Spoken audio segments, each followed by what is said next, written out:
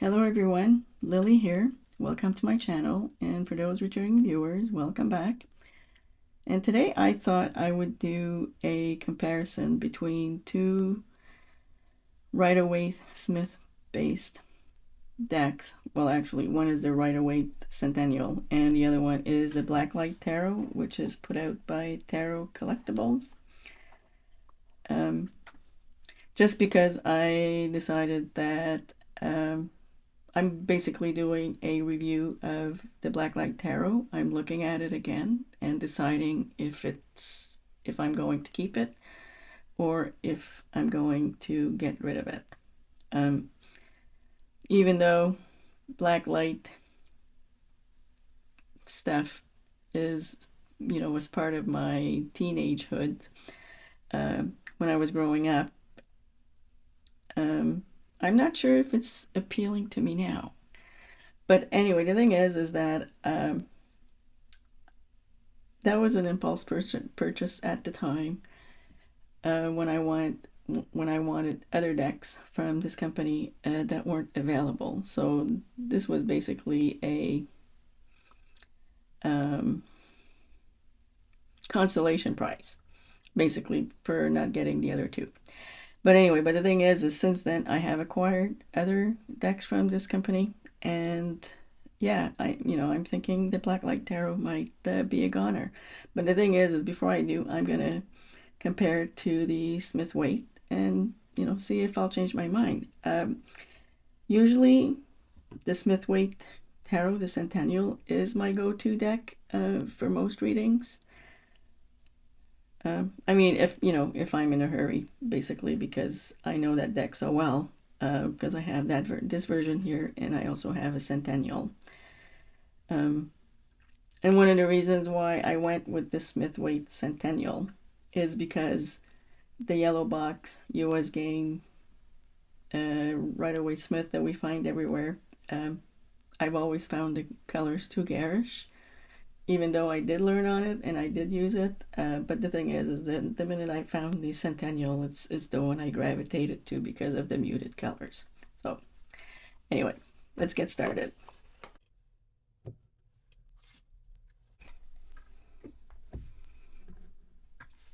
And we can see here from the title card that came with the Tripping Weight, those garish colors are basically what we'll find throughout the deck, along with black. And with the eyes going, sort of gives you an indication that going with this deck, you're going on a trip. And when I say a trip, I'm not meaning like getting on a plane and going somewhere, except a trip in your head. And I think there's two of the Fools. I think I kind of like this one. So basically what I want to say too before I go any further is, if I have something to say about the card, I will. If not, I will be silent and you'll hear music in the background. But actually, this is the second time I'm doing this because I messed up the first time, so we'll see how that goes.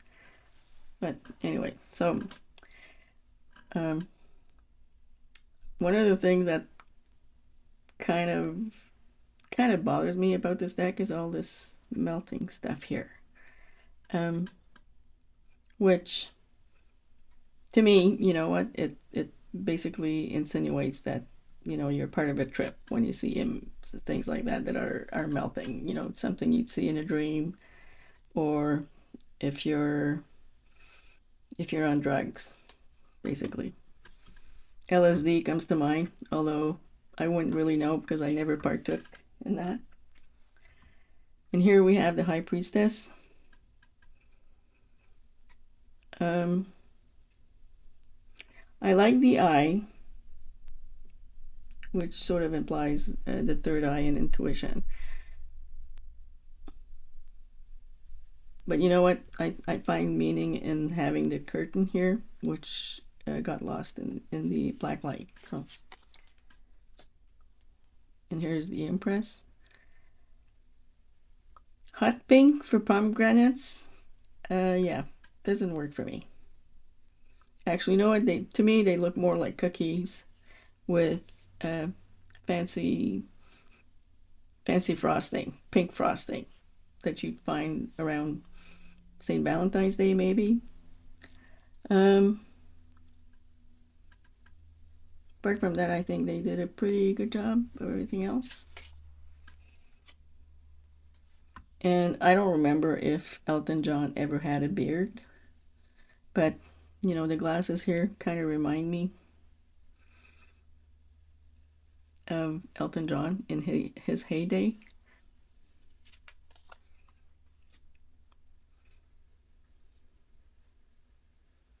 And here's the guru for the Hierophant.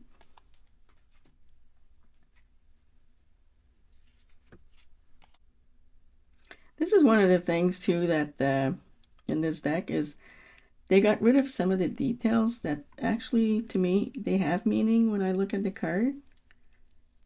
Like the town here, like it gives a sense that the chariot is going somewhere. Where here, where is he going in the stars?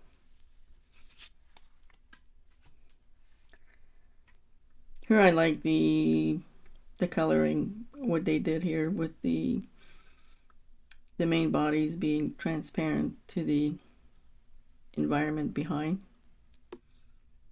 I just think that's kind of interesting. And they did the same here too with the hermit.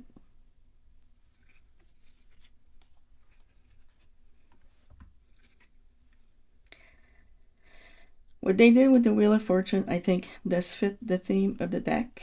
However, there's other meanings towards in the Wheel of Fortune that is not always about luck and change.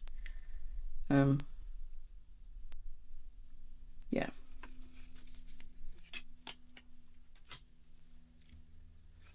And here's the judge. I mean, justice. And the hangman. Okay, I'm going to turn this around just so I can have a better look.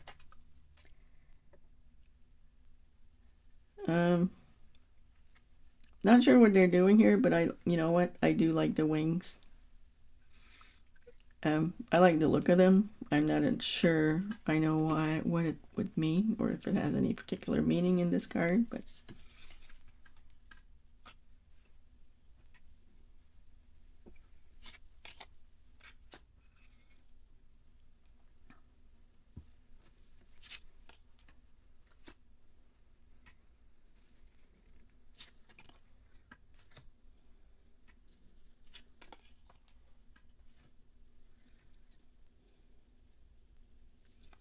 and here too with the star, like the lady. Well, we know that the lady is the star, but having her represented like this sort of gives it more of a cosmic interpretation.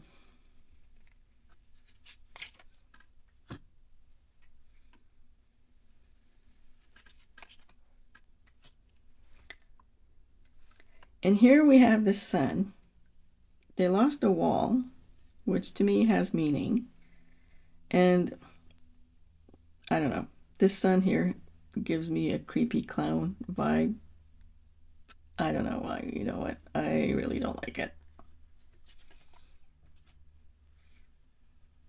And here's Judgment.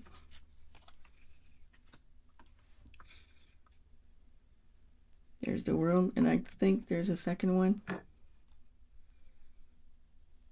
You know what? I kind of like this one better. Even though they didn't keep the elements.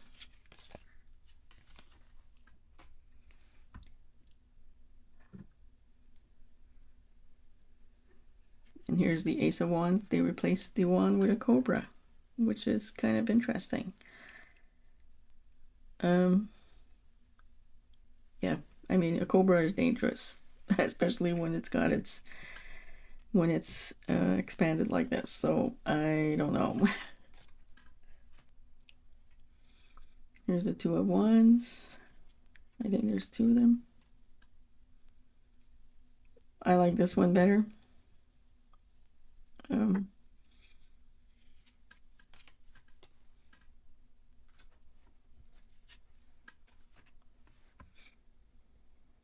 here's the three of wands.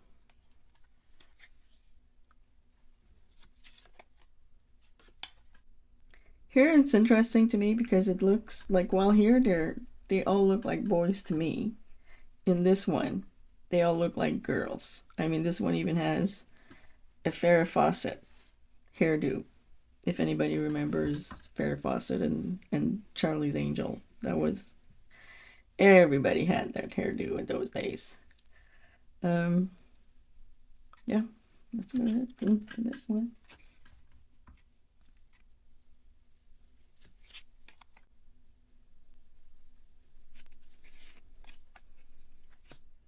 And here are the ones on a trip.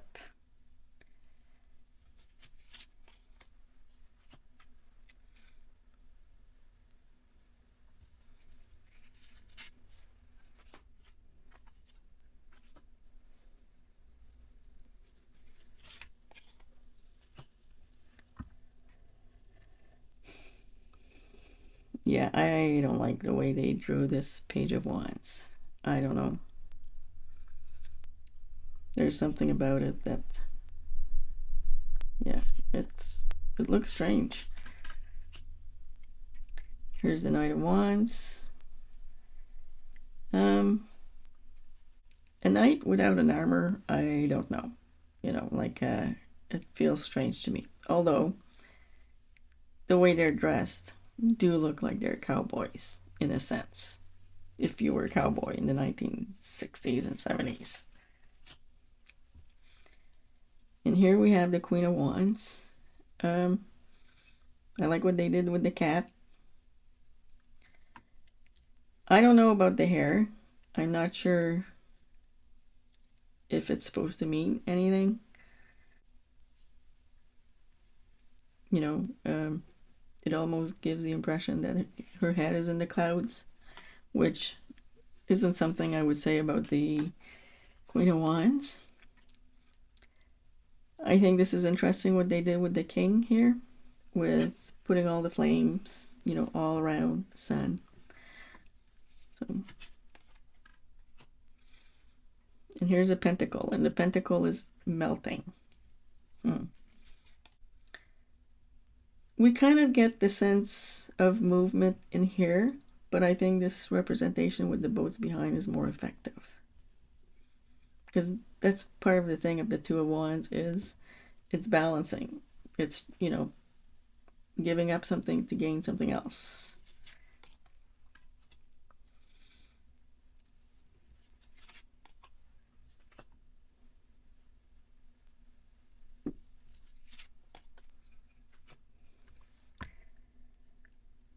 Over here, Five of Pentacles and the Rider-Waite-Smith. Like they're walking in snow, and it's snowing outside, conveying that it's cold, which gets completely lost over here. And I can say, you know what, here they look like they're walking in a parade where there's, you know, everybody's got these little sticks to make bubbles. So, doesn't quite work for me. And here's the Six of Pentacles.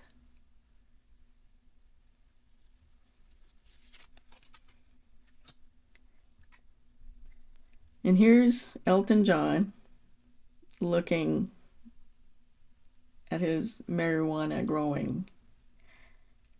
We actually don't see the whole leaf here, but this is what it looks like. And I would know because here in Canada, it's legal now to grow your own, and some of my neighbors are growing it in their backyard. So that's exactly what it looks like to me.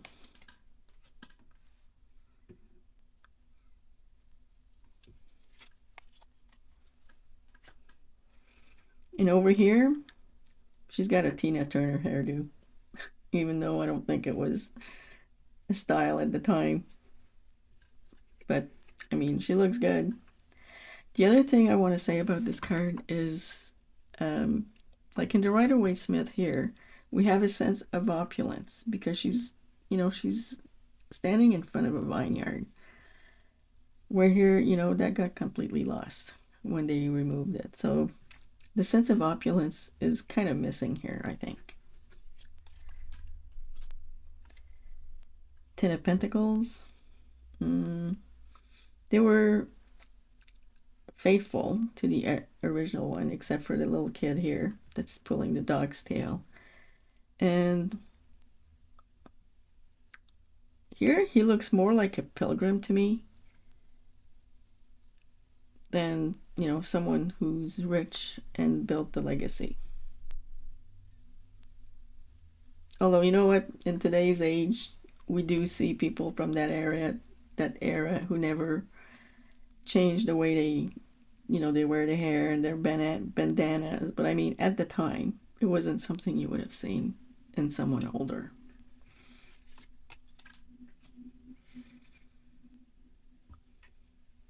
And here's the Page of Pentacles with his cannabis plants.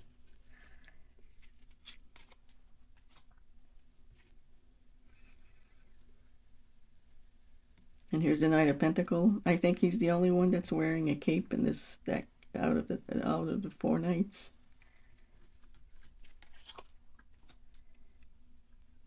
And here's the Queen of Pentacles with her hair all over the place like the Queen of Wands.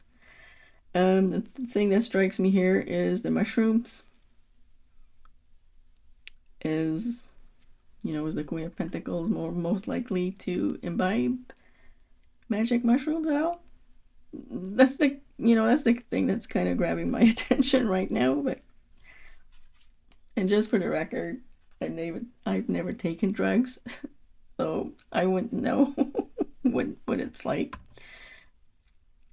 Here's the King of Pentacles.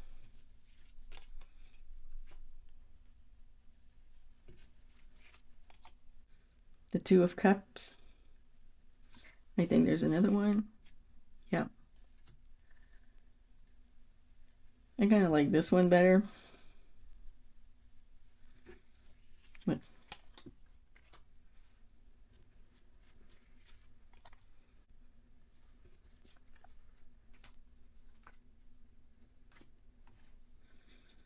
here's the Four of Cups, and I think there's another one. Yep. So here again we have the mushrooms and the Four of Cups, giving it another meaning that we normally wouldn't have with this one. And this one is, he's so high that he's not noticing anything outside his head.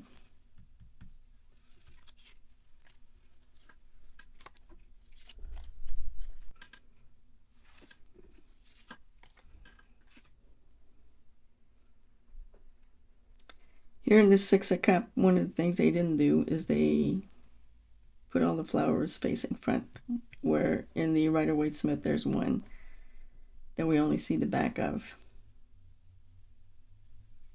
Another thing that I'm noticing right now is the two faces here. One of them is missing here.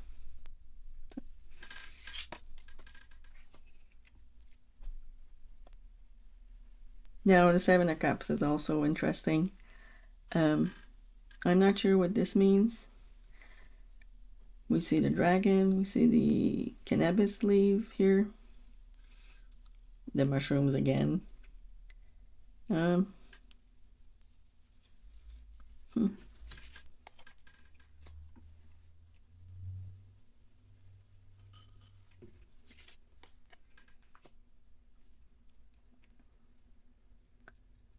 I like what they did here with the Nine of Cups, putting it as the wish card. Although, again, like the the Wheel of Fortune, it has other meanings, but I mean, it works.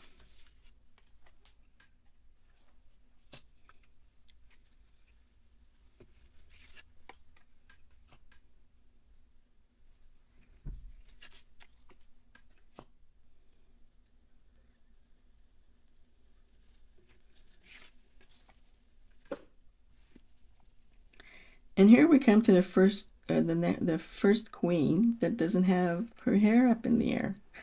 It's actually going down and flowing around her. One thing they didn't keep that I find is important is the covered cup.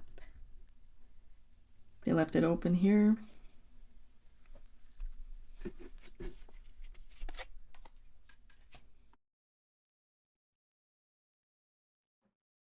This king of cup is giving me a Jesus Christ superstar vibe for some reason.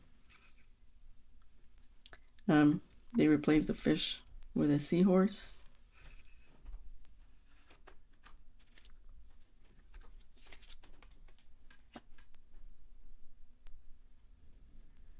Here's the Ace of Swords.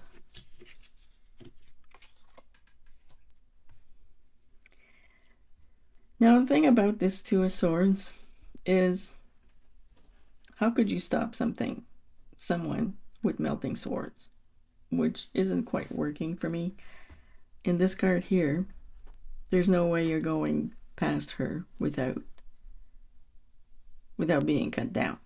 And to me, when this card comes up, especially if there's a negotiation going on, two people discussing, it means they're not agreeing and they're at a stalemate.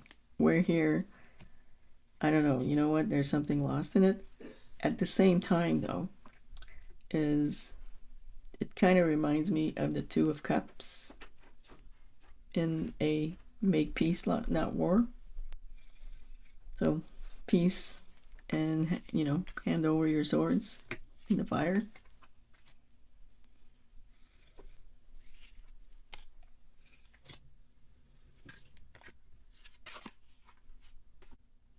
And there's something in this card too that I'm not quite getting, in the sense that this card is a card of honoring someone. Where here, well, you know, I don't know. Could be, you know what, make peace, lie down and protest instead of taking a sword. Because, you know what, the Four Swords are here. Where here it's by its side.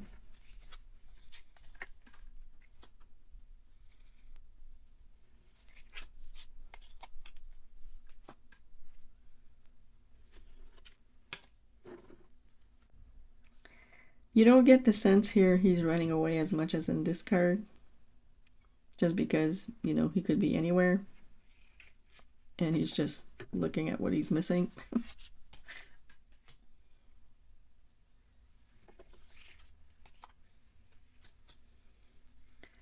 And now is the card of really bad trip here. The Nine of Swords.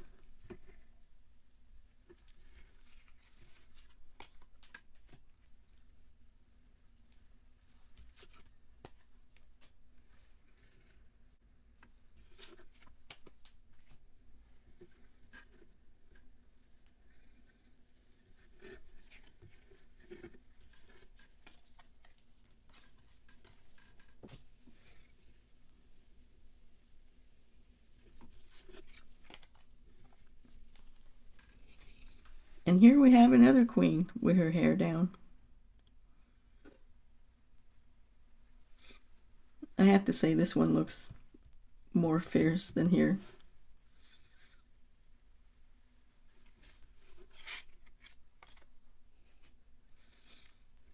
And another one that, you know, the king here looks like, I'm not going to take any bull from you. We're here. I don't know. You know what? He doesn't seem as sure of himself as this one. But so, well, looking at those cards, well, I still kind of like them. You know, I think they're kind of fun. But you know what? If I'm honest with you, I don't think it's one I'm going to reach. So it will be in my going away pile. As much as it's something from my, you know, it looks like the kind of things we would have been exposed to when I was a teenager. Um, yeah, you know what? It was a time gone by. Maybe I'm getting too old for it. So, anyway, I'm going to leave this here and I'm going to wish you all a good day and until next time.